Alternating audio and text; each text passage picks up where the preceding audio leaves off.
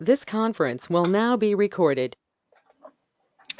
All right, so I'd like to apologize for not being able to post our session 9 video, but we're not technically required to be able to. Technology can kind of fail us at any moment. So I did what I could with what I had left over from last year, and I did talk to customer service, and they basically said I had to come back to Ivy Tech to fix the issue, and it was our issue with our internet, which I don't believe. So they suddenly put it up, but it was today that it's been posted to me to be able to post it to you.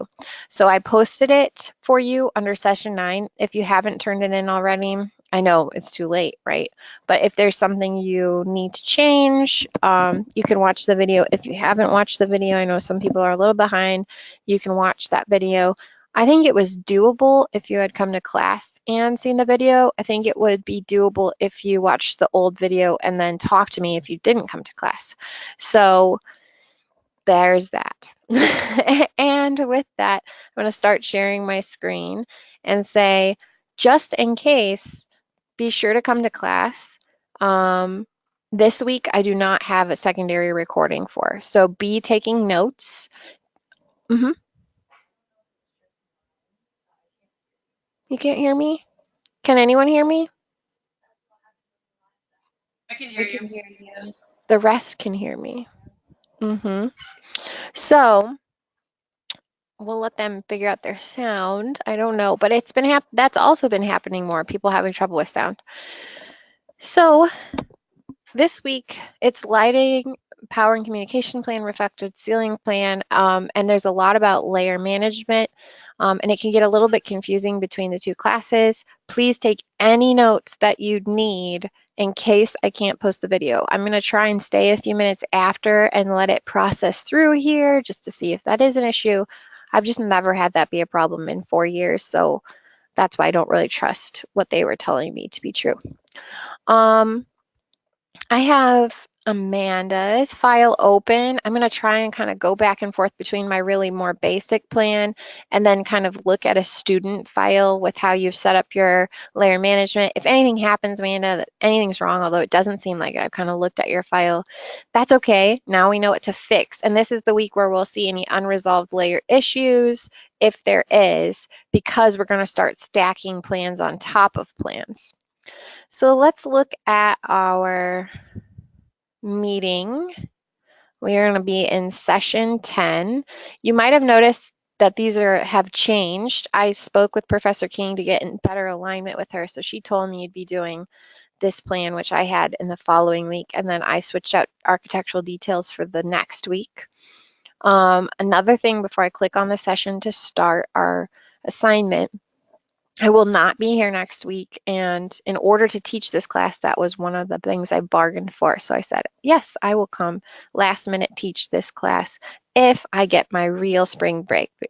So my real spring break for my other school is this upcoming week. There will be a video posted for you, which you can watch at your leisure and is actually advantageous to what I've put in the announcements of this class. Professor King has already talked to a few of you that there's going to be uh, a meeting held with the Kendall supervisors that are going to come here, and we're putting together a plan and signing documents to have them agree to transferring all of our credits. And we'll be having two students, Fernando Ramirez, he's also a teacher and one of my bestest friends, and then Caroline, who's an excellent human being and I've taught. And they'll be showing some of their work that they've done when they were at Kendall and work that they've been doing in the fields. So they'll be live broadcasting that at the time of our class, kind of in that 5 to 7 pocket window. So feel free to just go to that. And if you don't want to go to that, that's fine. But it's a really good opportunity to watch what they're doing live, get more details from Cheryl as we approach that date, or come in person to be here on campus from 5 to 7 and see all that happen. So you can come at the normal time or you can watch it at your leisure, because I'm going to be doing things at my own leisure and I'm not going to force you to be here at the expected time. All right, so I'm going to click on week 10 and go to assignment. It'll say 11, it's fine. That's just because I scooted it around, but it's due this week. And maybe I'll change the due dates, but you've got it, how it's ordered on the screen. So we're going to create a lighting, power, communication plan or electrical plan. We all call things different things. Um, Mostly Professor King calls it lighting, power, and communication because she's used to the plan that combines all of those things. And I'm used to where it's like only electrical purely. So I might refer to it either way in the video, same thing, different names. Lighting and electrical goes on top of our existing floor plan. You may not separate a drawing and copy it to the side. So what I mean by that is if we go back to our CAD file, we have had points in this class where we have our floor plan and then we made a nice copy to the side and said, now I'm working on my reflected ceiling plan. But the thing that's disadvantageous about that is that it takes up a lot of space in our memory and our processing, and it runs our computer slower. The good thing to be doing is controlling things with layers. And in reality, if this was a professional place that I was working at, I would have never copied this to the side. But that was me saying, okay, if this was a teenier house or an apartment or some small thing, one bathroom remodel, of course we could make 100 copies. This is a really big house. So this was way one. Now we're going to see what happens if we have a floor plan, furniture plan, and we start to layer things on top of it. So what a finished one will look like down here is with everything on, the layers for the floor plan, the layers for the furniture plan, so the furniture is showing, and then the layers for my electrical and lighting, everything on at once looks like this. But I need to be controlling things in such a way that if I just want this to be my furniture plan, I can slowly come through and say, I'll turn off that line and that, and bam, now I have a furniture plan, right? And we don't have so much visual clutter. We can just turn things on as we need them and control the printability of them using our sheets in the lower left-hand corner. So let's go back and look at our instructions, what's to be included. We're going to create the lighting electrical layer if you have not already. If you have one, you can use it. And then after we have the lighting electrical layer, we're going to add the following to the master bathroom, master bedroom, dining room, and kitchen. So we have all of those areas that have to be done. Master bathroom, master bedroom, dining room, kitchen. We're going to add lighting, and my expectation is that you'll give a thoughtful layout that would make tasks easier and add to your design concept. And I'll show the difference between thoughtful and haphazard. We're going to have switching. You should have a general explanation given to you in class, and probably if you're in space planning, heard a little bit about that in that class. Switching lines will be drawn neatly and correctly. Outlets and receps, noting that in the kitchen and bath, you must use a ground fault circuit interrupter. Anywhere where water is going to be an issue, we use the GCFI. Also, we're going to create a mechanical legend using the blocks that I provide and any blocks that you might make yourself. It must be turned on based on layer. That'll make sense later. And then our furniture has to be gray in the viewport only. So I'm kind of highlighting like the big things I'll touch on in the video. Maybe if you have like a printer at home, you want to print this out quickly and take notes on the sheet. Just for warning, I'm not saying there won't be a video, but it makes me worried because of last week. And then the second task is to make a reflected ceiling plan. And we're going to complete a more detailed reflected ceiling plan that goes on the reflected ceiling plan we've created to the side. So the top number 1 instructions is showing you how to do something new, layering 2 plans. And then the bottom number 2 instruction is showing you how to detail out if we had made a copy and continue on in that plan. So you're not going to delete your reflected ceiling plan and add it on top of the lighting plan. We're keeping 2 different concepts going at once. In space planning, you have to be doing a lot more detail than what is going to be asked of my 115 people. So space planning, you have to think about beams, transitional elements, ceiling details, soffits, any acoustical tiles versus drywall versus anything special. Anything that actually makes that ceiling interesting and attaches to it, we need to know, including the ceiling heights for all of the spaces. And non-spacing planning people, you have a very general reflected ceiling plan, but at the very least, it must include the lighting symbols from the lighting electrical plan. So, without further ado, we'll get started on it. I have included for the people who aren't in space planning, for those students who aren't in space planning, kind of what my layouts look like when I go to put them on a sheet. I don't have you putting them on a sheet this week, but this is just like, oh, that's how the furniture will be gray. And then in here, we've got all the dash lines. So it's just a cleaner way to take a look at these items. People who are in space planning can look at them too. Okay, let's go back into my instructions. We'll start with lighting, power, and communication plan. First things first, we need some lighting. Well, if I go back one step and I get into the module, I should have a drawing file hanging out here, and I'm going to download it and open it. Okay. So I've included this entire file for you, and it has a lot. You're like, whoa, that's the boathouse over there. Ooh, this is really nice. Okay, so at this point in the game, if there's anybody who's behind so far that you didn't get a draw in your bathroom and you didn't get a draw in your kitchen, I'll usually just take like some really major hits to those leaks, and then I've included everything in that plan that we need for you to match my layouts. If you're just like drowning and it's easier for you to use my layouts, this does not apply to the people in space planning, obviously. So it would have my kitchen ready to go for tonight in my bathroom. You may copy it and use that and forgo anything you've done, but that's a little bit going back on some of your 3D work, okay? So that's if you're way, way behind, really. These are a number of things that I've included for you that you may use to complete your lighting, power, and communication plan and to get an idea of how to set up a legend. I am being super kind and giving you these things.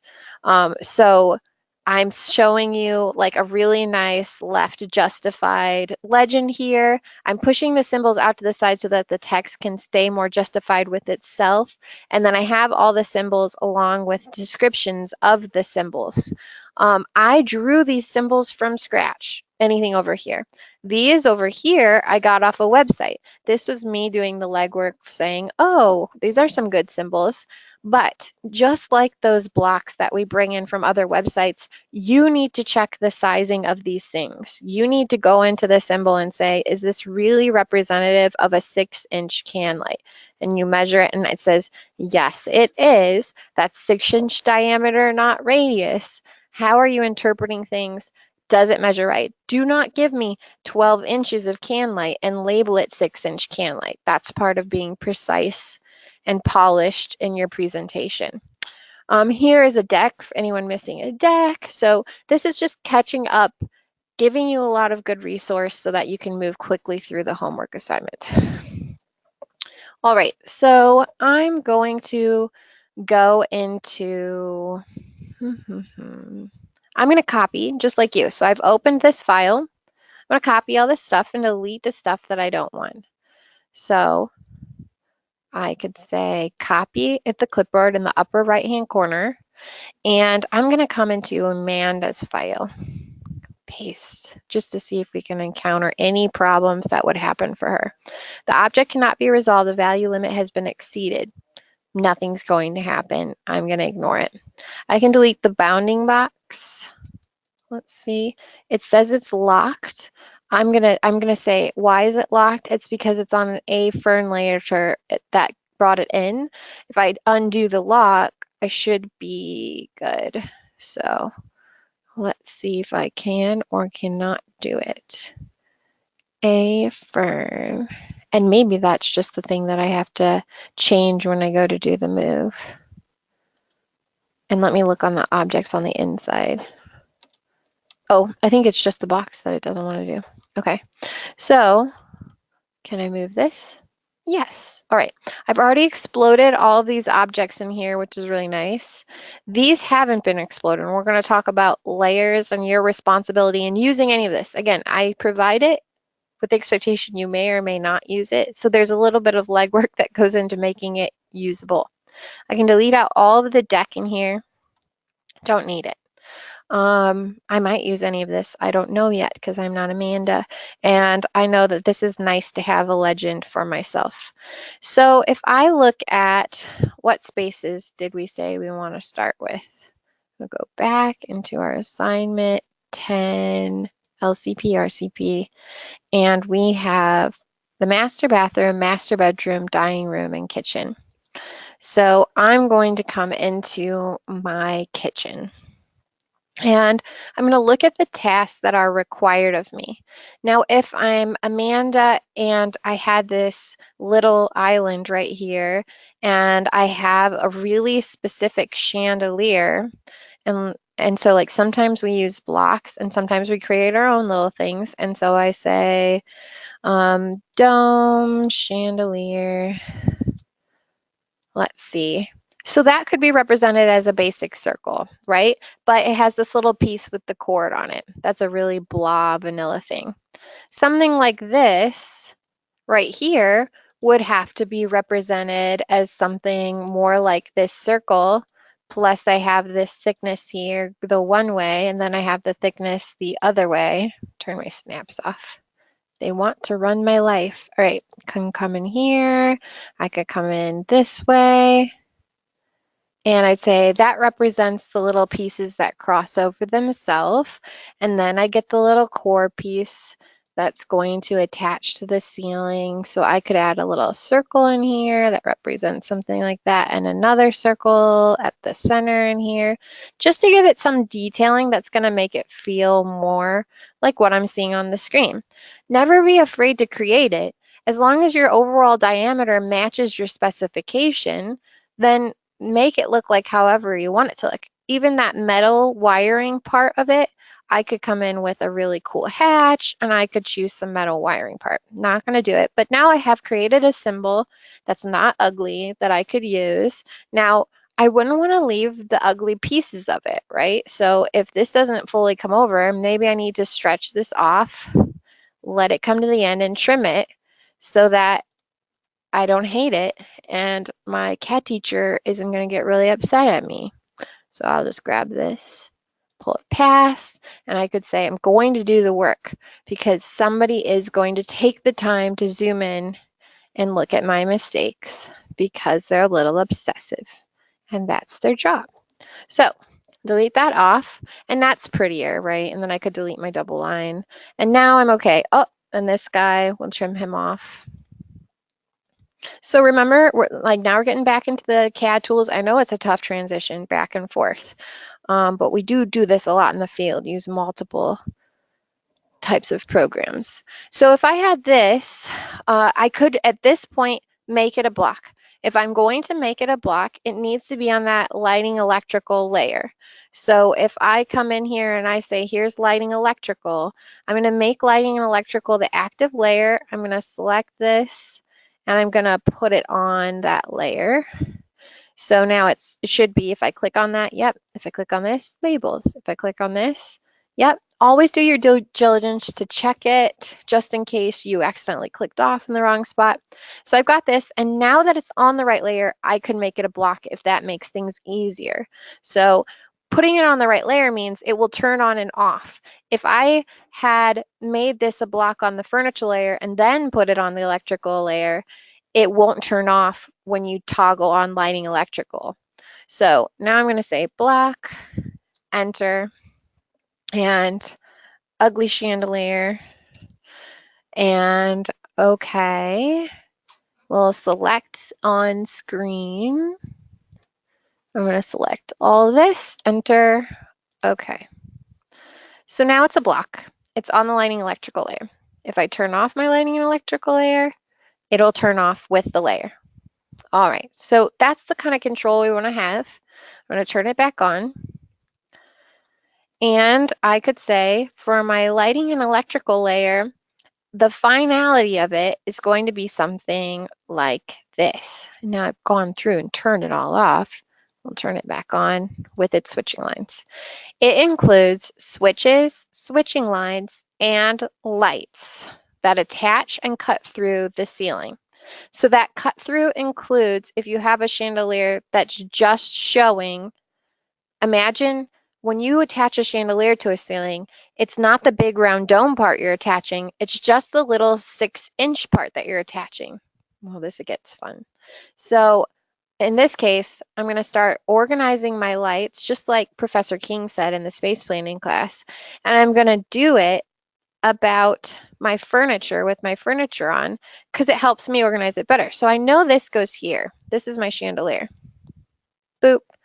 But I might have to adjust my block because it's not this big fat part that attaches to the ceiling.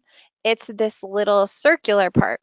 So in reality, the big fat part is dashed because it hangs lower than the ceiling's cut plane. So if I want that to show up, I would dash the bottom pieces, which I can do by editing my block. So if I double click on my block and I click on this and this because it falls below this, which this is the cap that I'd screw right into the ceiling, I could make those dashed lines. So if I go home and I change my line type and I say I want it to be a dashed of some type, that's more representative. And then this solid line would be representative of the cap cutting into the ceiling. So then I can close my block editor, save changes to my ugly chandelier, and it would look something like this. And you're like, oh, that's awful. But eventually, like we would never have the furniture on in the final plan printed with the lighting, power, and communication plan also on. We're just keeping the furniture on so we can center our lights appropriately as we want them to be. It's not very many cases where you get a client, it's like the most awesome thing in the world, that you do get to make decisions about the lighting based off your furniture plan. Sometimes in contract field, it'll be like, okay, furniture designer, come in. And then the engineers of the lighting would go, okay, so how are you laying out the furniture? And then you get to do this magical thing of adjusting it all to that space. But for now, we just need it so we can tell exactly where I want it. And you could be really precise and center it about the island. I'm okay with the visual centering as long as it's believable. This is not believable. That's a mess, okay? So I'll move it back into place, and that's one area. Now this area, if it was gonna be cutting food up, maybe I need a stronger bulb, which I could put in my specification. Maybe I'd need a bigger light, or maybe I'd need some extra can lights surrounding it on top of this more ambient decorative lighting. So in that case, I could use a can light. And I can decide whether it's LED or whatever in my specifications, but I have my 6-inch can light and my 4-inch can lights that are up here. I used to have a 6-inch can light. Here's one. All right, so I'm going to copy it from here. Now, what we know about blocks that have been copied in is they're not usually how we really want them to be in life. They came from some undisclosed location and are on who knows what layer. So right now, it looks like this is on the lighting and electrical layer. But if I double click on the block and I open it and I look at it, I go home and I say it's on this locked A furniture layer. This is where I have to unlock the lock, and on top of that, it came in with an array, which I didn't teach you this semester because I didn't have time. So I need to explode the array and the circle has to be put on the right layer. So I'm going to explode the array first by clicking there, making it active, explode.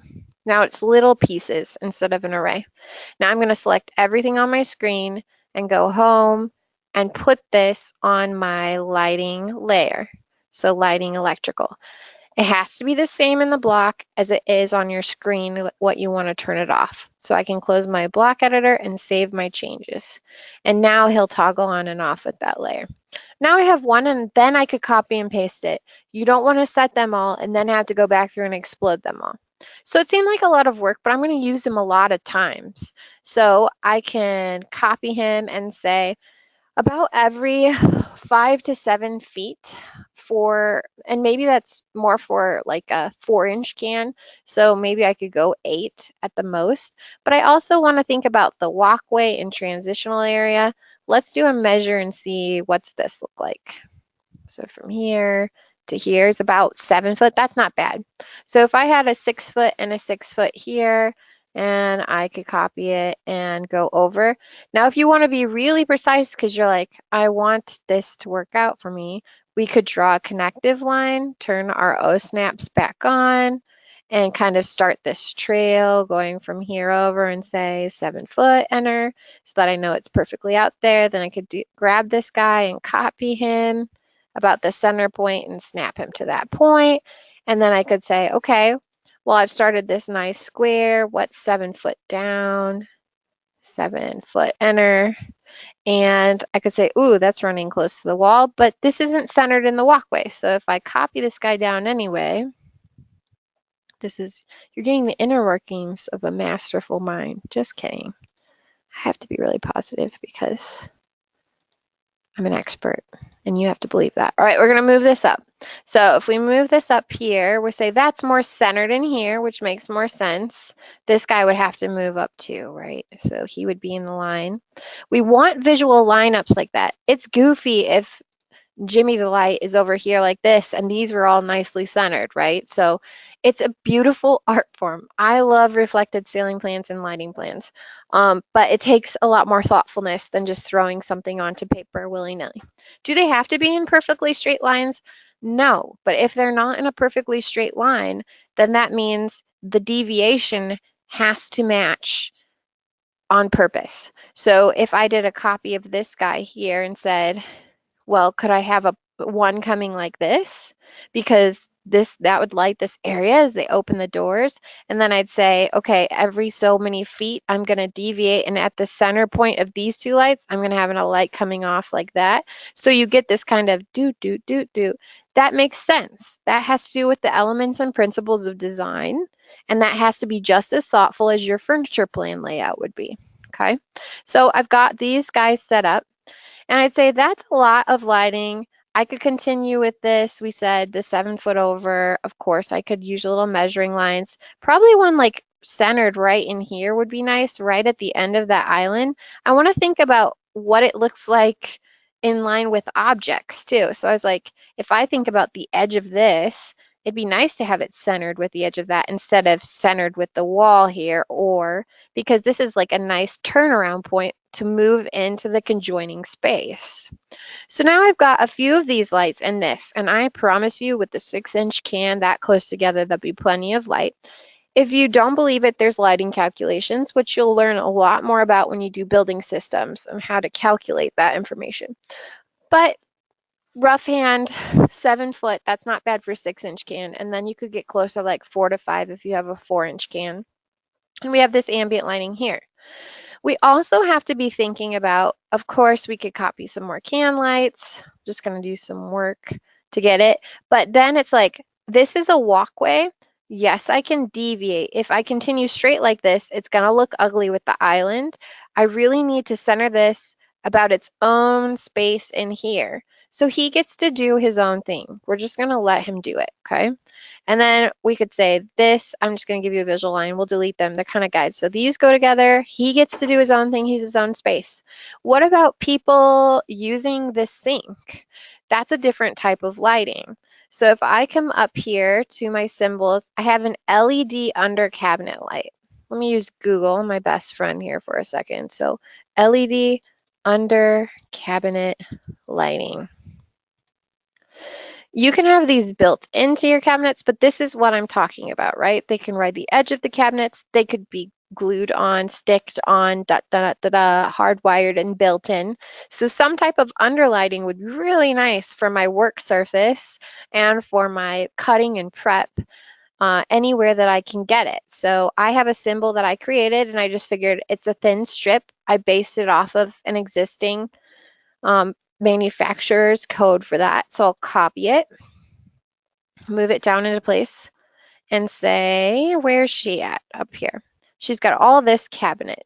So if I looked at the manufacturer, I could say, I could do let's measure these cabinets.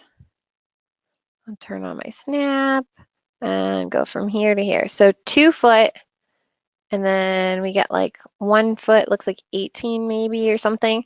No, so it would be your decision, because if you imagine if this was sticky and there's not a partitionable piece under here, like sometimes you'll have a cabinet where I'll have this hard edge that and then a gap up underneath it where I couldn't stick this flat to this and have it continue. So I either need to shrink this down and do one under here, one under here, one under here, da da da, or if I know it's flat, like how this is flat and continuous, even though there's multiple cabinets there, I could have one conjoining piece that goes under multiple cabinets. But that's based off the spec of the light. People in my class, you don't care. You do what you want to do. That's the good thing about taking CAD by itself.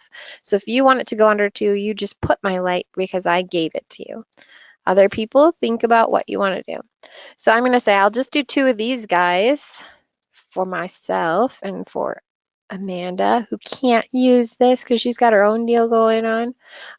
And say that's about it. I could pull it so that they're equal from this end with an equal gap in between. I could push these 2 together and have the gappage be on the outside because then it's nice and even over my sink. Your choice, your thoughtful placement. Do I want them over here? Maybe I do. Maybe this is it. And maybe this is like not much. I have the light of maybe this, like right under my range hood, there's a light maybe. I don't know. But you should be thinking about what you're doing at the locations of the pieces of your work triangle. So I've got 2 of these, this lovely light in here, a light for this itself, and then these guys in here. Okay, that seems reasonable to me. Now I'm going to double check. Lighting and electrical, what are you on? Seems like lighting and electrical, but again, it's a new block. So if I open it up and I say okay, if I look at it, it's on that ugly A furniture layer. This one doesn't have an array, so I just simply select all the lines and I come in here and I can put it on my lighting and electrical layer. Let's see. Guys, can you see if it's recording or not? Mothers of cats. Yes, it's recording. Yeah, it Okay. is. All right, good. How can you tell?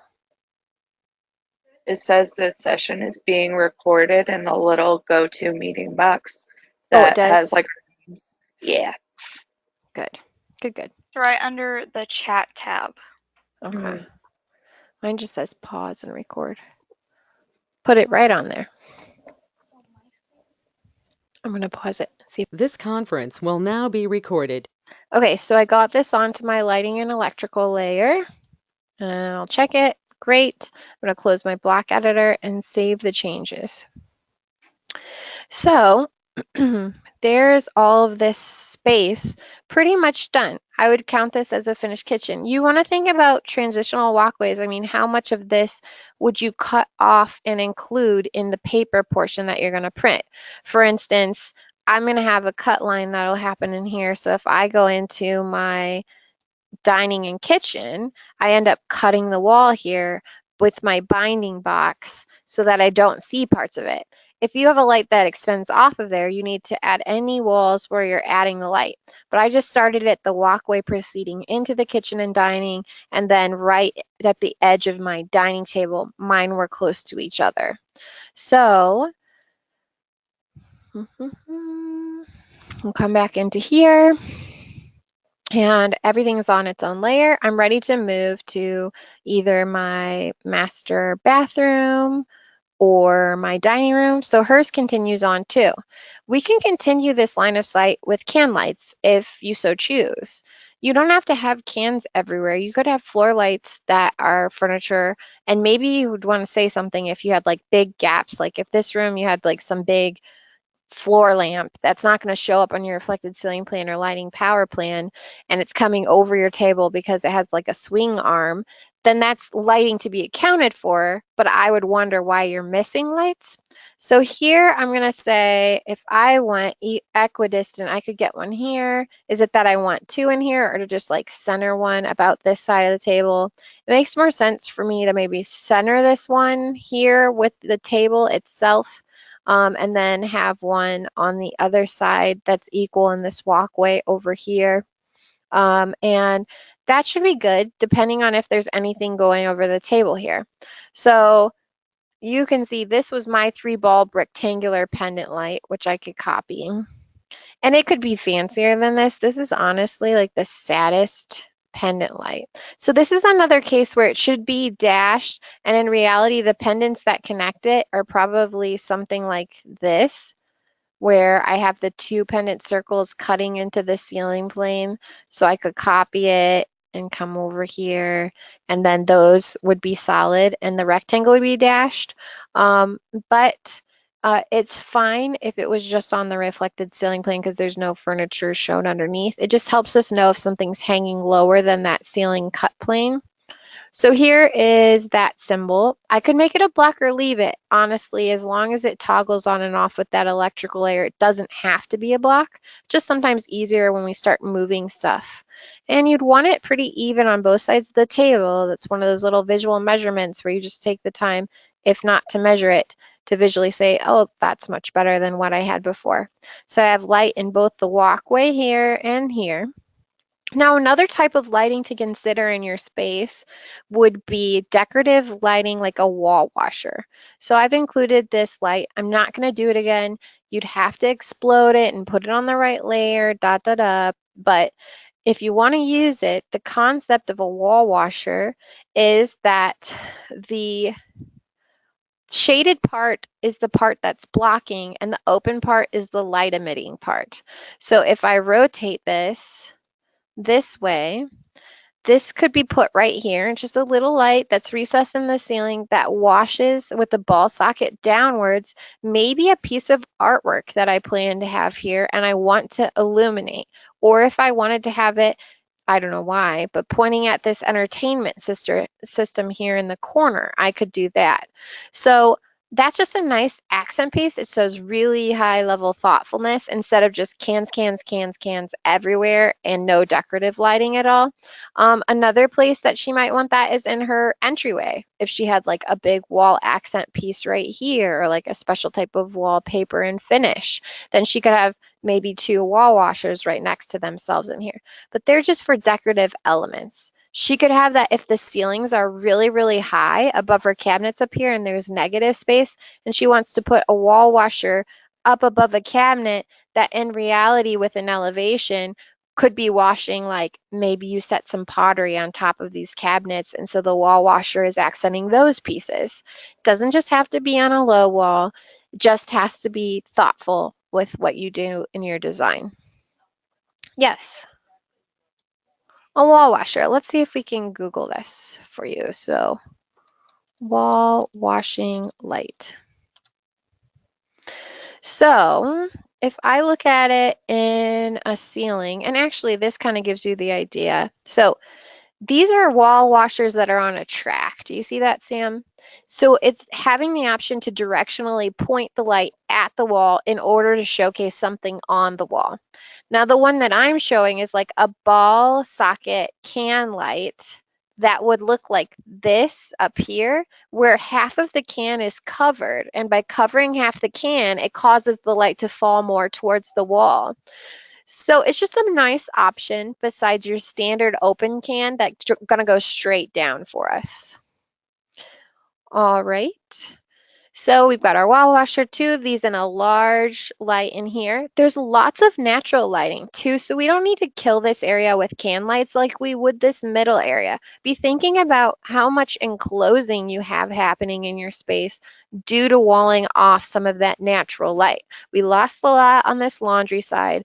We have a lot of filtering in maybe in here, more so in here than directly into this kitchen, unless she has a skylight, in which case you might question, do I need this many can lights? There's a lot to think about.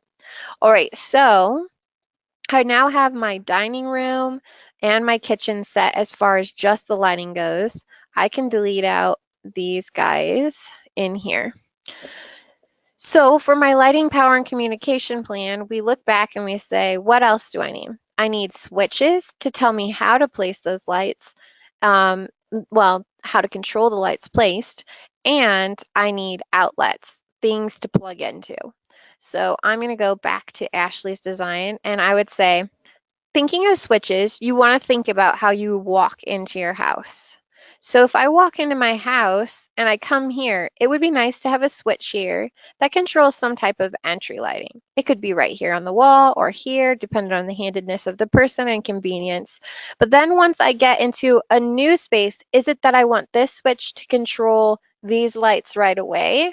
Or is it that I have lights controlled here? Then I have to use that ambient lighting to walk in here, and then there's a switch right here. I'm going to make the call and say that I want my switch right here because I'd probably have a designated switch out here for other things. So I need to find myself a switch. Now there's lots of types of switches, but the most that you need to really concentrate are on single, two-way, three-way, and honestly, let's just delete him out and say single and three-way. So if I have a single pole switch, I can copy my S symbol and I can bring it right here. Now this is the part where everyone checks out every year and I get upset. This S is huge. Yes, I gave you an S. Do not leave him as big as a 6-inch can light or bigger. He's little. So please take the time to scale him down and then copy him eternally about his smaller size. So here's my switch. I can move it into place and I need to attach it to the wall by drawing some type of line. I'm going to make this screen bigger. There we go. There's my line. So I would just go straight through the switch and say, here's my switch coming off of this wall. It doesn't need to be this dramatically far off the wall. I could take this whole thing and move it a little tighter in and trim it, and then I can just copy him for the rest of the time everywhere I want. It'll be equal the distance. I could clean this line up, but it's just about its center. There's my single pole switch. So I get my single switch and he's controlling lights. Well, then we say, how many lights? Do I want it to be that every time I come into the kitchen, it turns on this one, this one, this one, this one, this one, this one? Or does it make more sense that I get maybe all of these guys coming on, and then this is optional about another switch, and this is optional about another switch? So I'm going to say the last one, and I need to draw in some switching lines. Now, you may do this either way. I had my own switching lines layer. You can also just leave it on lighting and electrical. That's fine. Sometimes you want to be able to separate them out.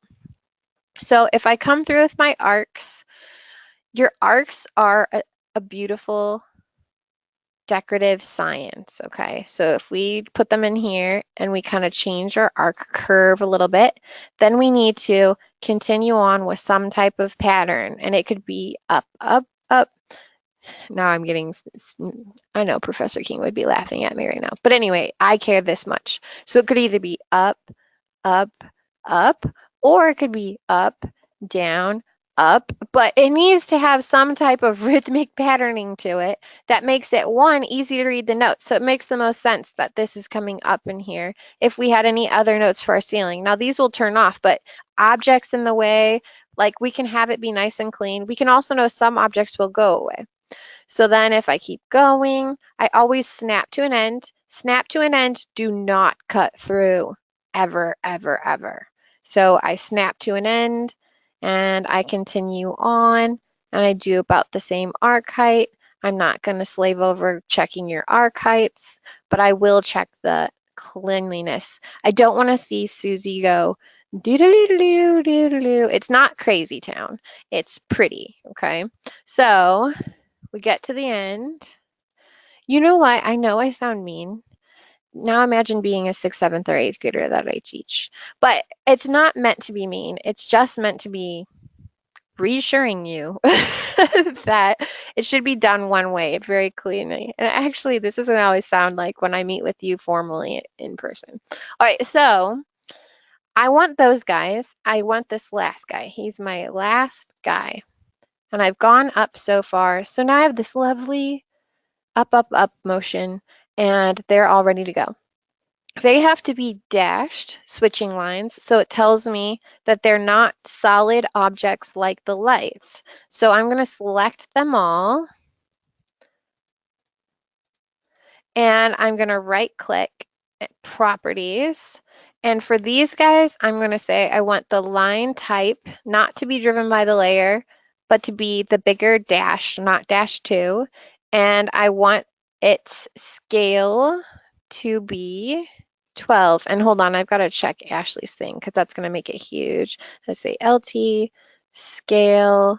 And this might be the week where we have to fix all the LT scale stuff. I'm going to say 1. There. Okay, so we're going to reverse it. You're going to get really angry at me, Ashley. All right, so I'm going to say LT scale. Okay, I'm back. I'm sorry. So I'm going to say LT scale is 1, and my LT scale of all the individual lines is 12, which is what I really, really want continuing on after I've considered everything.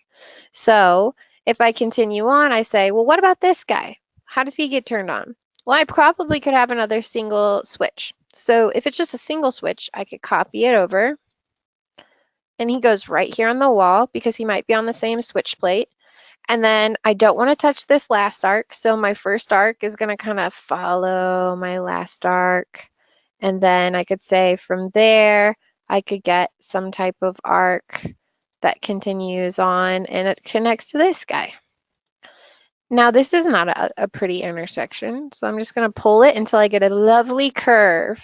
And all I did was find where they touched and pulled them at the same time. You could move them individually, however you need to move them. But then I'm going to select both those lines. I'm going to properties them. I'm going to say their line type scale is 12, enter, and their line type is dashed. Okay. And I'm going to close this. All right, so there's that. Now, another thing that's really nice to have is the ability to turn on and off lights from 2 locations. So if I was just going to walk into this space and turn these lights on and then the dining room cans, like maybe I say, hey, I don't want this. I just want these kitchens on this. And then the dining room gets this and this and this and this. So maybe I say, yes, I do want that. And I want the opportunity to turn all these off by the time I get in the dining room without having to walk all the way back into the kitchen because I'm tired and I want to save energy.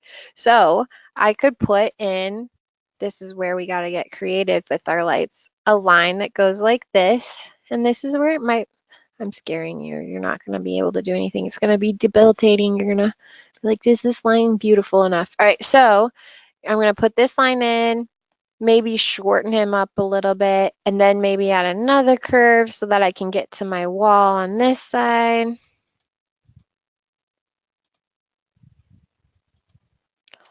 And have it connect to another switch. Okay, so I'm going to copy my switch, but there's going to be a change because the moment I decide I want it on at 2 locations, I no longer have just a single pole switch. I get a S3. And that's what S3 means. I'm not going to go into it right now. I'm just going to tell you that that is. So an S3 is the situation where I could turn it on here and turn it off here. And in that case, I need really the symbol that represents that, which is up here. So I could just copy the little 3. It's kind of like a, what's the opposite of an exponent? If it comes off the base, I wonder what they call that. I've been out of math too long to know. And I can scale it down. An endpoint? You think that's a thing? Endpoint. All right, so we'll rotate him. It's about to be. I get real serious up in here about the whole reflected ceiling plan, so on and so forth. So S3. And this one has to become an S3 as well. So I could just copy this guy over. So it's the usability of your space and totally your decision. You want to have a bunch of switches that just do one thing? That's fine. I'm not going to judge you on that. Not my job. But if you want to be thinking about it and you want to seem extra smart, might as well do it in some spots instead of just be that person who only use single pole because you're too lazy to try something new. Okay, so we get that in here, and this attaches on. Yay! And so now we can turn off here and here, and that's kind of nice usability for them. Although I did like the idea of these being their own thing, but that's for another day, I guess. And then right click and properties and dashed and 12. The heartache doesn't come with this, people. It will come with your dashed lines for your kitchen now that we're changing the LT scale back to 1, if it's set on anything higher than 1, which might be a conversation for another time. So then I say, okay, I could have a single pole switch, which is good because I copied this guy. So I can just move it down.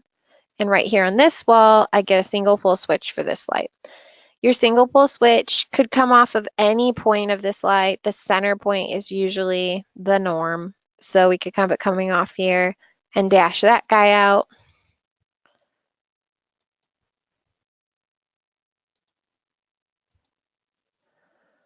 It's not always bad when I use your stuff for examples.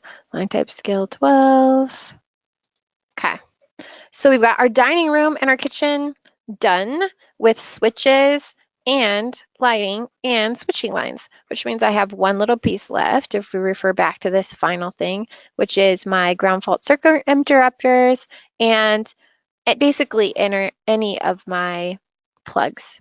So I would be looking for my duplexes. There's a variety of them, which you can see on here. And then there's the sneaky range hood plug that you can include as well if you want to be fancy. So if I come in here and I say, what do I got? I've got a ground fault circuit interrupter. That's good. I need one of those. And then I've got a normal duplex. So these are switched around. Aha. So if I take this, the GFI, the one that's labeled, that's that, and this is this. So just know that. And switch it for yourself. That's on you. Don't get it wrong because you didn't pay attention. And then we'll grab this guy. He's normal. We're going to move him. Anybody know how far apart these guys go based on code? What do you think? Think about your own houses. How far apart?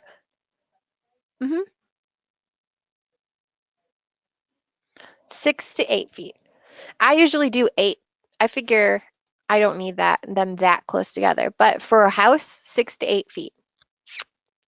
Okay, let's rotate it down and move it. And that's any point you start. So if I start here, then I measure over 6, it'd be right here, up, and so forth. So in any of the spaces showing where you want them, let's say we could have one on this wall, and that's only about like this wall itself. If I want one here, if you want, and nowadays I do feel like more is better than less, and it feels like overkill, but with all the stuff you have plugged in life, it's kind of like, yes, we have to have them.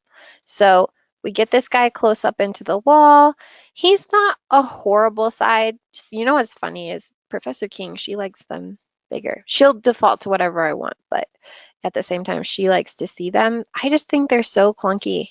So I always make things a little bit smaller, put it into place. Here's one. Then I could say, okay, if I want to go 6 feet over, I could just draw a guideline and say 6 foot, enter. That's about there. So I could center it on this wall really because I'm not going to fit another 2. This was just a special corner one. Copy it, put it in here. And then I could have one on this wall. I could have one where the TV is. So if you have something where you need it, it's like, ew, why would I want her to plug this over here? She better not do that. She better include one right back here because I don't want to see the cords for that hanging out. And then I could have one on this side, or I could count this one because it's probably within 6 foot. And then on this pipe chase up here, if there's nothing fancy, I could have one right on there. If you don't want it there, because you think it's ugly, you could do that. It's long side towards the wall, short side away. Don't mess that up. Everyone does. Long side towards the wall, short side away. So the snap is going to happen with the long side where it should go. Do. I hate you, oh snaps. Snapping everything. There. Okay. So we got it all in place. Now, around here, they have to be ground fault circuit interrupters for the heavy dutiness of all the appliances and because of the water control. If she wants to have one that she can access at counter height, then she can put them right along this wall in here. So we'd want to grab a few of those guys, this one right here, and we want to move him. Now guys, just remember, any block you move, who knows? Like these are all individual pieces, it feels like. So if they should turn off, if I turn off this layer, if they don't, okay, so we're good to go. But I would always check those things in case it's a block instead of just a little item like this.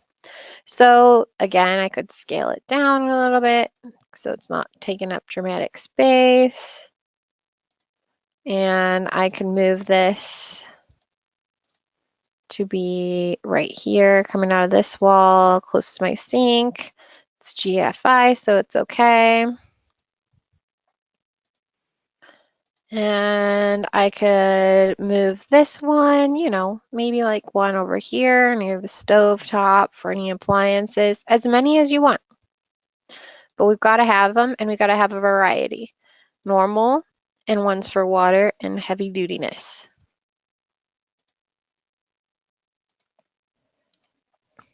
Okay.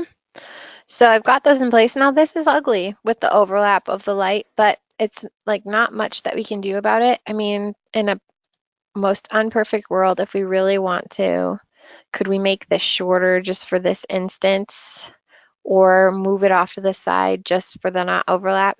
I don't know. It might just have to be that way. Sometimes we have an overlap of objects, and I get it because the placement makes more sense with what we're trying to accomplish in that area. So we've got that. We've got the light on there. And you'll find some things will get turned off too. We also have to control these guys connecting to each other. Usually you have like the power is like one box for two things. So we could connect them with an arc that's dashed, but they're a smaller subset of lights. So if I was going to do the properties on this one, I may say line type scale to be -2 and make it like a 5 so that it's a nice tiny line because it's not stretching off a huge expansive space. And then if I connected it anywhere else, I'd have that.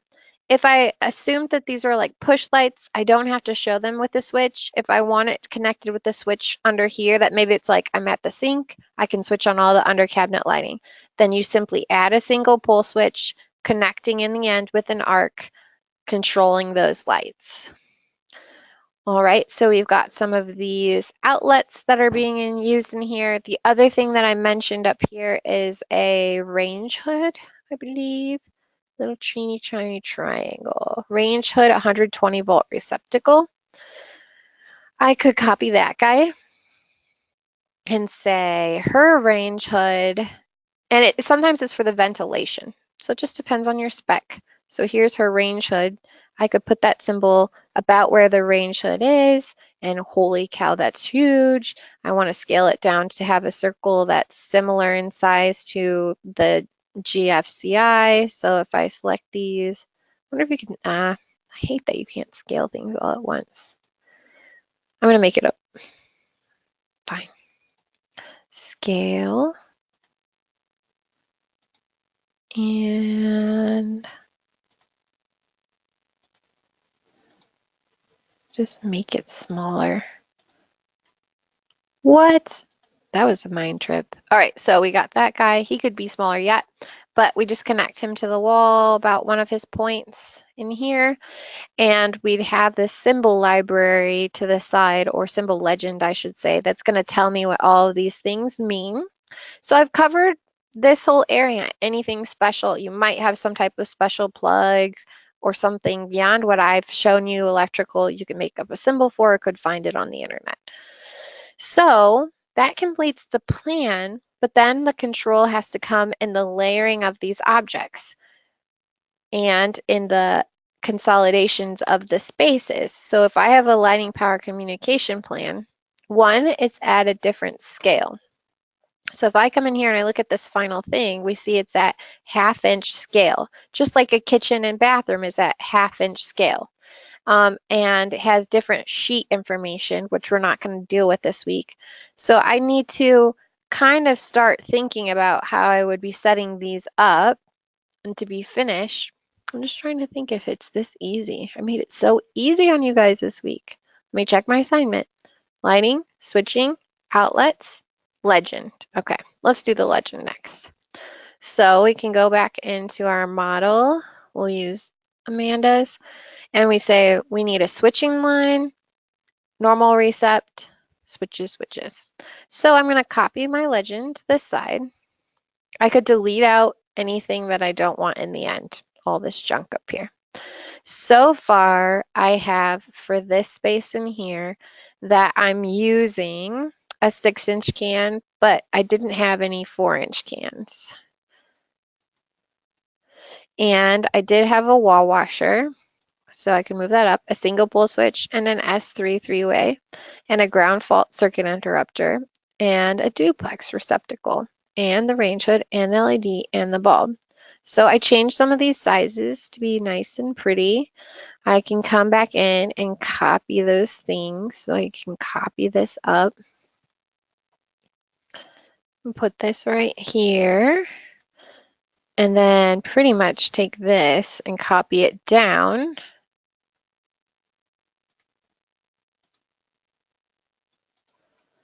And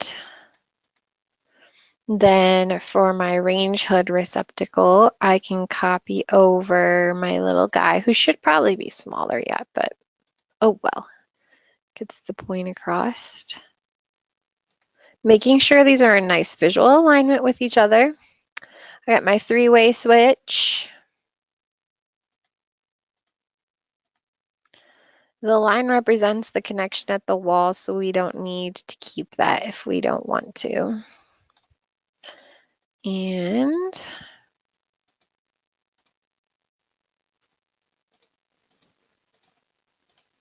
move them into place.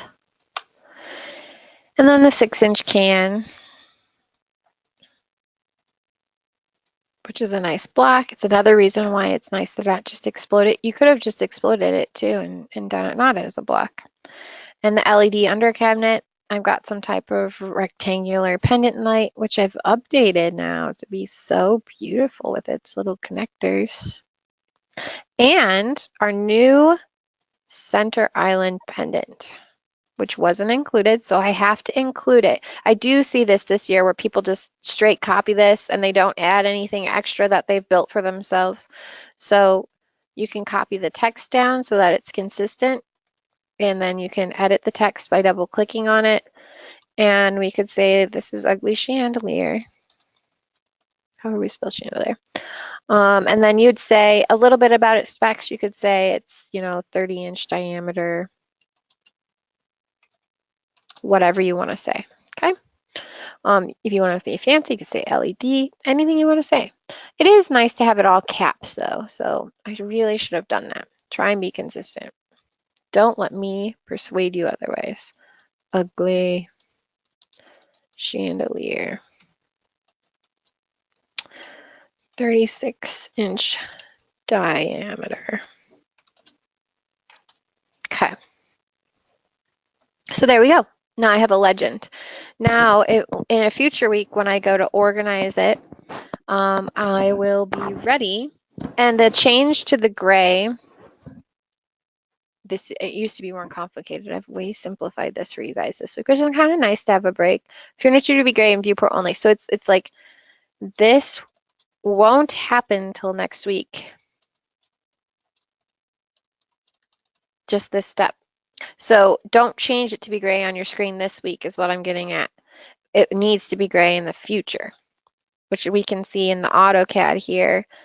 When we look at our mechanical plan, let me zoom in, see how it's gray? That's because you want the focus to be all of these electrical items, and then any furniture that would be on in the lighting, power, and communication plan is furniture. The way I like to think of it is, if I was going to move out of my house, I would not take it with me. So you don't see the dining table, you don't see the dining chairs or any of the stools for my bar. You just see the cabinetry that's physically built into the space, and then all of the remaining items. You could gray out the dining room if you want to, but it's kind of visually busy, so I didn't. So in this case, it's cleaner to leave just the items gray and on that are physically staying with the house if I were to move out. If you do have any furniture on, it will be turned gray in our layout, not in our model space. Okay, so that said, I've set in my model everything for Amanda that I would need for these spaces. So this is how to do lighting, power, and communication. Now multiply by the amount of spaces asked for. So we need master bedroom, bathroom, dining room, and kitchen. Whatever Professor King said for people in space planning, so I think she does a combination of them, like master bedroom, master bath. I think this is the right combination. If you think it's something else, or you've bargained with her to change the areas that you're doing a reflected ceiling plan for, or a lighting and power communication for, just let me know in your comments. Like, these are the two spaces that I'm going to be doing. Okay. So what if you wanted pendant lights above the sinks? Oh, that's an interesting one. Well, someone asked that in the chat. So if I came in here and you wanted a pendant light above the sink, what's really happening in this image is, hold on, this is best done through Google. So if you say cabinets above sink, boop, perfect. All right, I'm going to use my fancy snipping tool. I think there's two ways I see this question answer going. So, do you mean, Angie, if it looks like this or if it's open above the sink?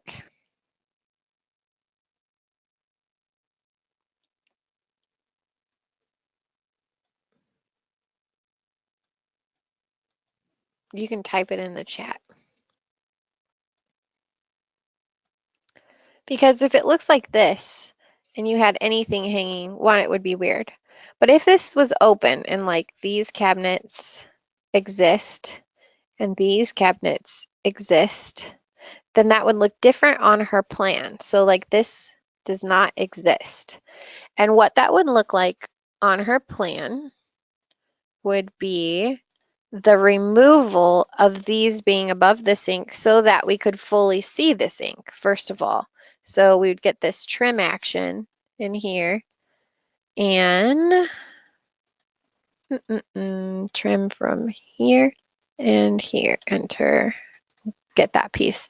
We get this, and we're gonna mirror that about this. This is gonna be silly, I know, but we're getting the idea of like we can see the whole sink because there's nothing above it. Mirror, actually about the center point. And we'll turn our snap on, and we'll turn our thing on. Okay, so if this was open and these guys didn't exist, and in fact there was a decorative pendant above here, it wouldn't be any different than if we came in here and said we copy this over and put it above, and we'd have it dashed. And so on the plan, when it was finalized, it would be a lot of lines like what you're thinking. So if I came in here and I copied it, or move it actually is what I want to do, and I turn my guy off, so I'd say he'd be kind of centered over this way like this, and dash, see how he's showing dash my regen. And get him in here. Ooh, that is an interesting thing. Hold on, I want to think about this. Okay.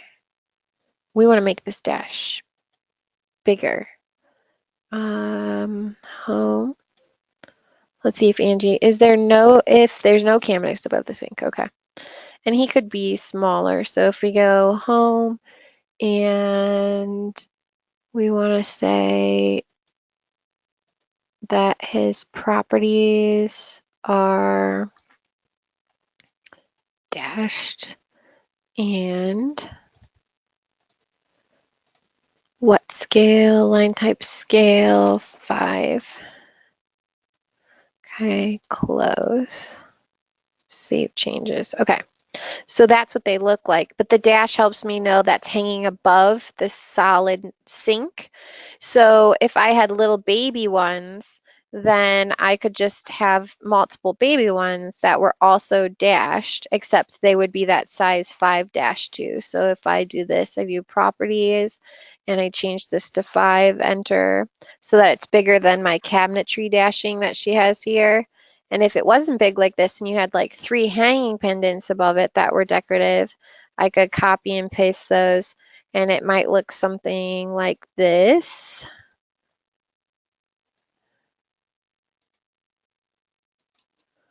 Okay, and it will just look like that. You're going to see the sink underneath it and you'll see the items dashed. Now, you would see at the center of them, because it's not the pendant that's connecting to the ceiling, it's this little doodad, the connector for the pendant. So you would see whatever that pendant's connector is, and that would be solid actually, because it's the part that cuts into the ceiling.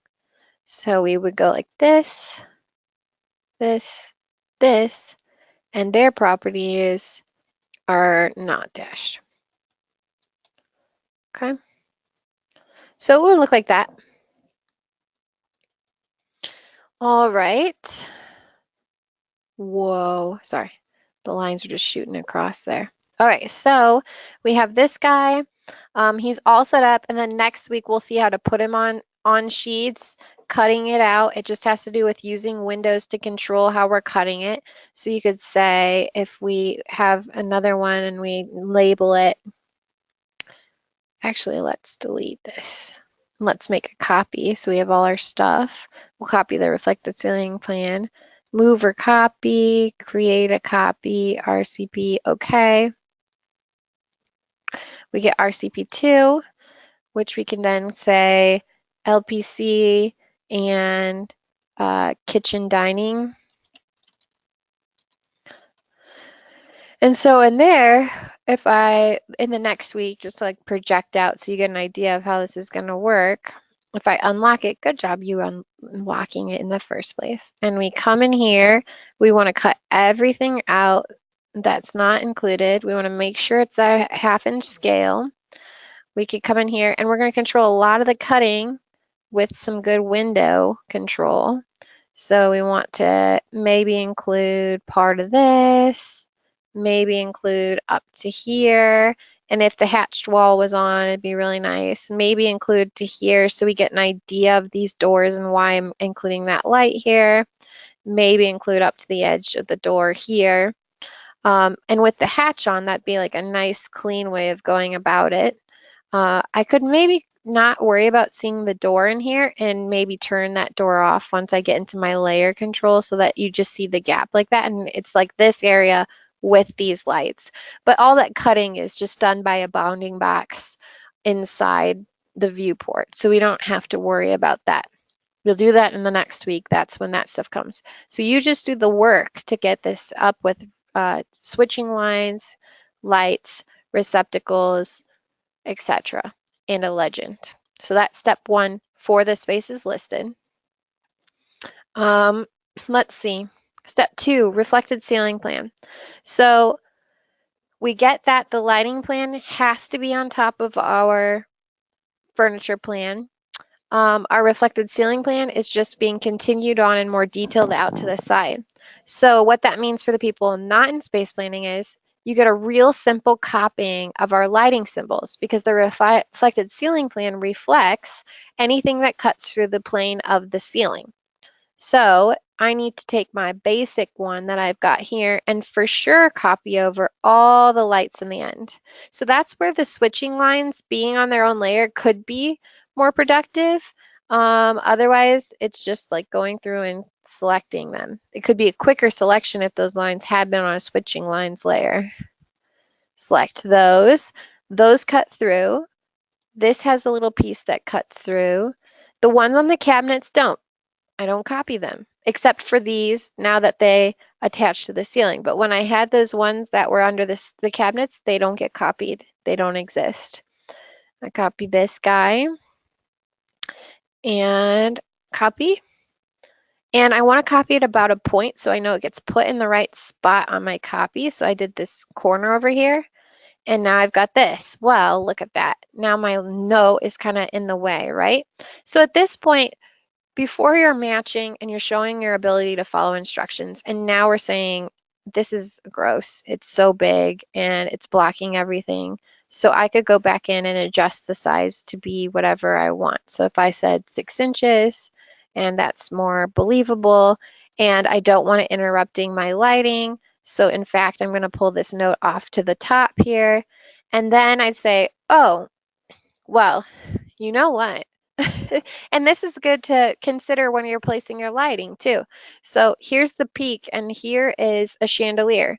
Can Amanda put a chandelier over that island and will it be okay? Dun dun dun. It'll be interesting because the cord will be hanging on a sloped peak. So, and this peak note, a lot of you didn't reverse it. It was supposed to be flipped. Said that in that video. So this is the peak over here. Delete that. So if I take, a question, please? yeah, go ahead. Thanks. Is this what you, it was like a couple weeks ago on one of my assignments, it was something like before the, yeah, so here it is. Before the final PDFs at the end of the semester, you should move labels on the RCP around so they don't run through the walls. Is that the same thing? Yes, Okay, great, that's it. thanks. You're Thank welcome. you. So now it's like the reality of this space. This is more important to the people who are in space planning. So imagine this is like pointy. If I take this then, and actually I'm going to turn on her section. I mean, I love how well you've controlled everything in your thing. So let's see, section, and am I missing anything? That got it all. Yay. All right, so here's what I'm saying this looks like. Copy. And I'm going to turn this on just so I really know. So if like back further in the space though, you get that it's like really not, it's not centered with the peak. So it's going to be coming out of a sloping ceiling like this, as are the can lights. So imagine there's like a can light, but the can light's at an angle because the little face part of it. So this is what like a can light looks like in elevation. I got to turn this off. So this is a really ugly quick representation of this because I don't feel like dealing with it. All right, and then trim. Okay, so there's my can light. Oh my goodness. And it sits on the ceiling at an angle because the ceiling is angled. So it'll sit like this. Not like this. Boop. You can tell. This is why I'm going too fast. Move. Boop. So here's my pendant light. Here's my can lights at the angle. Now, is that weird? Nah, not really. Is this weird? Maybe. Is there a better way to do it? I just want you thinking about the reality of what this means. And that's why it's going to feel odd. So it didn't feel odd when it was like this. It does feel odd when I start to see the peak implemented. Now, can this cross over? Yes, because they don't in reality touch because the little connector piece is further off to the side than the center piece. So just be thinking about what you're doing. Now, oh, does this work? No, because there's a beam in the way.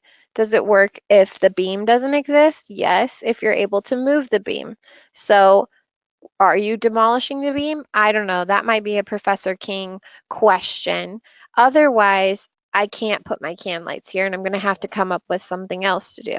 Okay, so I'd have to delete them there and I'd have to delete them here and or move them over to be closer in here.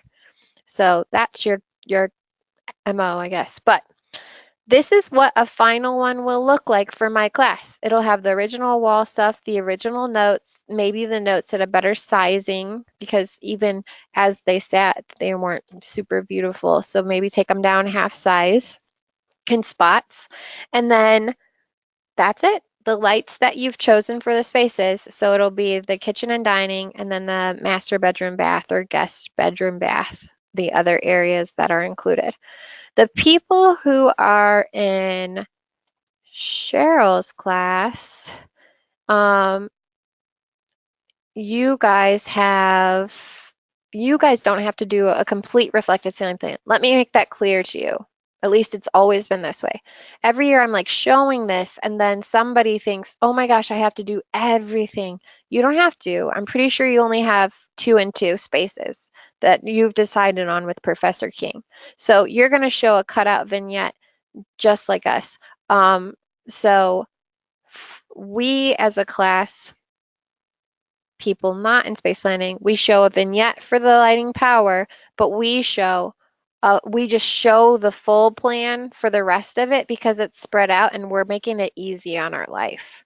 So instead of vignetting this out, I end up having a finalized reflected ceiling plan. Let me see if I included that for them. Mechanical, lighting. I just did the mechanical and lighting. I just have you include one sheet with the whole RCP on it so that we can see everything with the walls that we've done. Does that make sense? So our LPC plans, yes, they'll both look the same for both class. But for Cheryl's class, you don't have to have one giant reflected ceiling plan on a sheet at the end. So when I go back into here, let's see if I have it. Lighting, ceiling plan. This is what mine looks like for my little class. But for the people who are in Cheryl's class, yours is going to end up being whatever the spaces are you choose for your LPC are the spaces that you're showing for your reflected ceiling plan. Okay. I'm going to check my GoToMeeting. Go ahead, talk, whoever it was. Thanks. So but it is like master bathroom and master bedroom and dining room and kitchen, or is it one or the other? So it's master bathroom, master bedroom for sure. Okay. I would be fine with my class. You can hold me to it this semester because I didn't have you make a dining room. You could Yeah. include the dining room or you can just do the kitchen. That would be Okay. fine. Okay. So people who are only in my class, if you just want to do your kitchen, that's fine, but you do have to do master bedroom and master bath. Okay. Thanks. hmm And so my class final reflected ceiling plan, when we go to print our sheets, will look like this. But for Professor King's class, yours is going to look more like something like this, a little small vignette of whichever areas you've decided best represented by a reflected ceiling plan. So you don't have to do the whole thing, not even because you're in my class. Don't waste your time, do your other stuff. But you do have one. So reflected ceiling plan. The rest of it is kind of like that's where you can use me as an expert if you want to. You're like, hey, there's this thing I want to try. I was thinking that, let me get off of this plan for a second, maximize my screen. I was thinking I want to come into this flat area and I want to have cove molding, but there's this slope, so I only want to cove this area out above my seating area. So what does that look like? It looks like a tray within a tray. And then I would have to specify with an arrow and a note that this tray is higher and recessed and this flat part is at the standard 8-foot height. So if you're going to do any detailing to your ceiling, you want to research what that kind of detailing looks like, or you want to meet with somebody, or there's so many options. But a finalized reflected ceiling plan for somebody in space planning will not look basic like this. It should look fancy. I mean, does every room have to be fancy? No, but not everything should be basic either. You've got to rock in this middle part where it's completable. This is like the trick of the entire program as you go through it. Finding where I'm going a little bit beyond so that I'm shining, but I'm not killing myself and I can get the work done. And you've got to pick the spots you do it. So maybe you have outstanding 3D views and everything else is fairly basic, But you want to have at least one. This is what I say. If someone tells you, I want 2 really sweet reflected ceiling plans, the reality is you're going to have one reflected ceiling plan that's super sweet, and you're going to have an okay one. And you just want to have a good balance of that in your life here. And then you have a super sweet 3D, or you just have really all super sweet 3Ds, and then one good and one basic thing for everything else. But because your 3Ds are so good, everyone overlooks the other stuff. So it's like finding that balance, but it should never be 100% basic in any of the categories. Not in your specifications, not in your PowerPoint. There should always be some shining something that pushes it over in a spot. Okay, so let me look at my chat. I wasn't needing to ask anything of Ashley. I might have called Ashley instead of Amanda because I was using Amanda's file and you both have A names and maybe that's what happened subconsciously. Any questions? Because outside of anything special beyond of placing the lighting, what you need to know about reflected ceiling plans is it's only inclusive of things that touch that reflected ceiling itself. It's not anything that touches the walls, so we don't include switches. It's not anything that is attached to furniture. We don't include that. The lights get included, the tray molding would get included, the beams would get included because they physically touch or cut through the ceiling plane. So would you put a skylight in there? Absolutely, you would. Mm-hmm. What does that look like? So a Please. skylight, I would say, is super basic. If you want it to be round, it'd be round. I'd give it some type of, it probably would have some type of glazing, molding. So you could do this. And then the part that lets me know that it's glass comes in with the hatch. So if I went into my hatch and I go down through my options, there should be glass. Ghost glass. So now people who do, people who do CAD would recognize this as glass. You could hatch it that way. If you want to go classic drawing technique, then we as human beings represent this as glass. Squeaky lines of irregular sizes. You know what I mean? Yeah. Where it's like side by side and Mm-hmm. diagonal. So if we rotated it a little bit and then elongated someone and then maybe had a few over here and it's like, that's glass. And then what tells me it's really glass is this also, thank you, because that's brought this up, has to have its own legend for the reflected ceiling items. Okay, Mm-hmm. so here's a mechanical legend, or you could say power and communication symbol legend, however you want to name it. I just have a random label, by the way. And then if I said, oh, fans too, fans connect as well. So this one is the one you'd use for more of reflected ceiling items minus these two things. I don't have switches. I can get rid of them. I could have a fan vent for my bathroom. I wouldn't have my vanity light. I could have a big fan that hangs on the ceiling. So I could copy these things. They go with the ceiling. I could bring this over here. In this situation, you would have to move big fan guy down and make space for I'm just going to delete it off because I'm being lazy, your guy. And you copy your whole guy because it's the guy about his size. Unless if you do make him smaller, you have to put all the things off to the side that explains the size. So you'd say not to scale, NTS, but the symbol represents it. Does everyone understand that? So if I want to shrink him down because you're like, oh my gosh, that takes up the entire screen. So then I could scale him, but you want somebody to be able to easily look at it and go, oh yeah, that's that. But they're like, why is that small? So if we scale him and make him smaller, then to the side, you have to tell the person who's viewing it, this is NTS, not to scale. They'll know what that means. And you'll say actual size, and then you'd say X by X.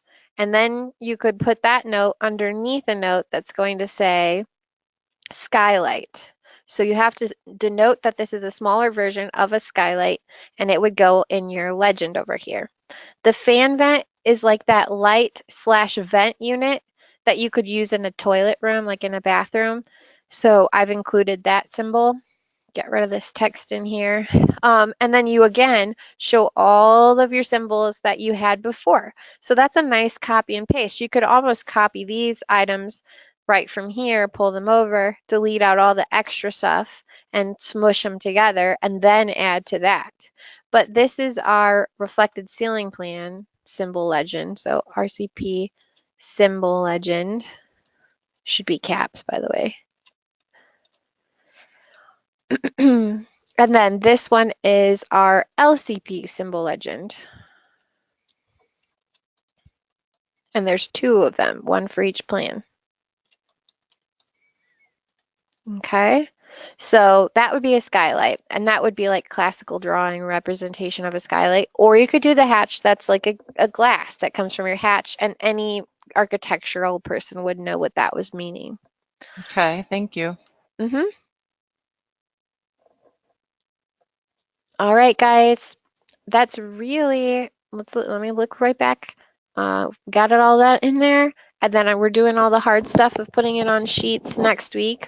I'm trying to make one decision because technically my only concern is for the space planning people, and I don't have a video for how to make details. It got deleted for some reason. And so for the next week, I wanted to do that video so that it would go along with what you were doing for Cheryl's class. But you should know how to do detailed drawings, and we get it that it's lines that we put together to make what we want it to be.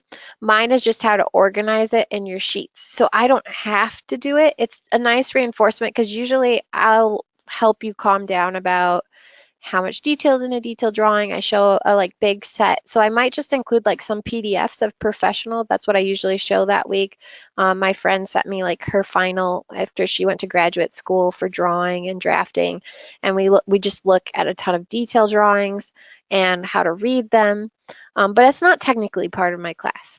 So I might next week be posting a SketchUp related video on how to paint materials and like go back into that side of it. But we will for sure get to details and how to make them go on the sheets. You just might do the drawing then with no extra special instruction from me, and just do it from what you know about drawing.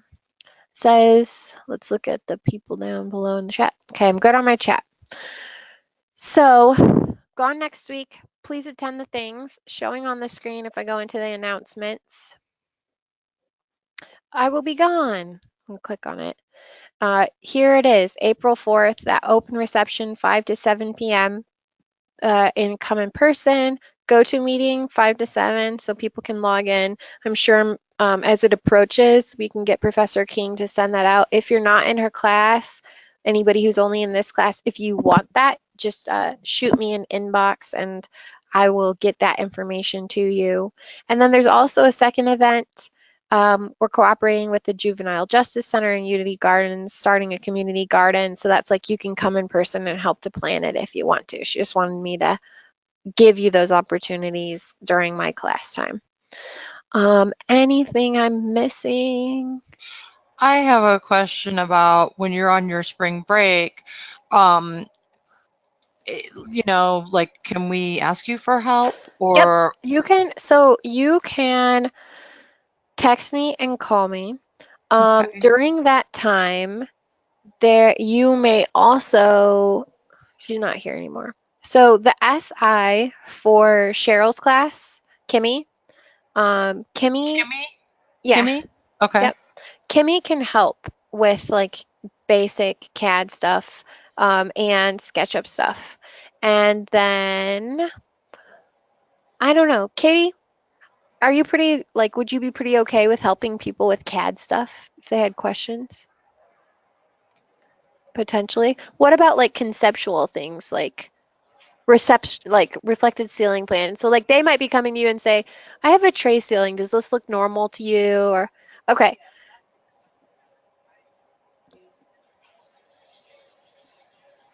Okay. If it's like a conceptual thing, so I'll probably give you some contacts too, like people that would be around. Then we have Katie who helps out. She's a paraprofessional in our side, and she could be someone that you might message.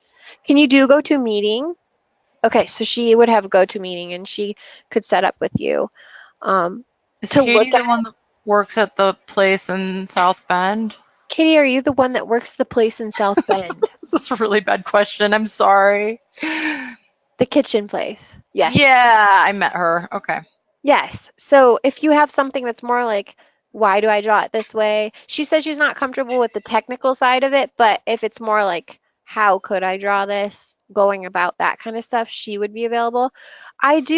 I would say, depending on the severity of the issue, I would think about it. You know what I mean? So if you're like, I can't move forward, I have no idea what I'm doing, but if Yeah. it's, since we're back in CAD, if you can text me screenshots or whatever first, or Okay. like I have one student, it's kind of nice. She'll like take a video with her phone of her screen and the issue if it's too much to type. And then she'll just be like, so here's what's happening. She like shows her screen in the little video and then she's like, how can you help? And that's sometimes easier than organizing it all with Mm-hmm. pictures and send it to my text and then I can get back. I'm not unreachable. I just know my internet isn't reliable. So that's all I would say is like, who knows? It's a Okay. random Airbnb. It might be great. And so I might be able to meet with you. I will be back when I won't be gone the whole, you know what? That's an interesting thing because I'm gonna leave Friday of this week. We might be back. I might be back like Friday or Saturday or maybe earlier than that. So, I mean, the weekend of this coming week, Mm-hmm. absolutely. Like Friday, Saturday, Sunday in there, I can help. So it's not like without fail Okay. that I'll be gone. Sounds good. Yeah. Where are But you going? still ask me. So then I Okay. can kind of be aware, and then I'll be like, oh, you know what? I'll defer to Professor King or to Katie, Yeah. or, and then, yeah, I'm going to Gatlinburg. So Fun. it will be fun. We got a like 12-room Airbnb, and then like grandparents, kids, a bunch of people going, and Aw, it's right at a trailhead in the mountains. So that it'll be sounds the great. first vacation I've had in like 3 years. I don't know, something like Well, have that. fun.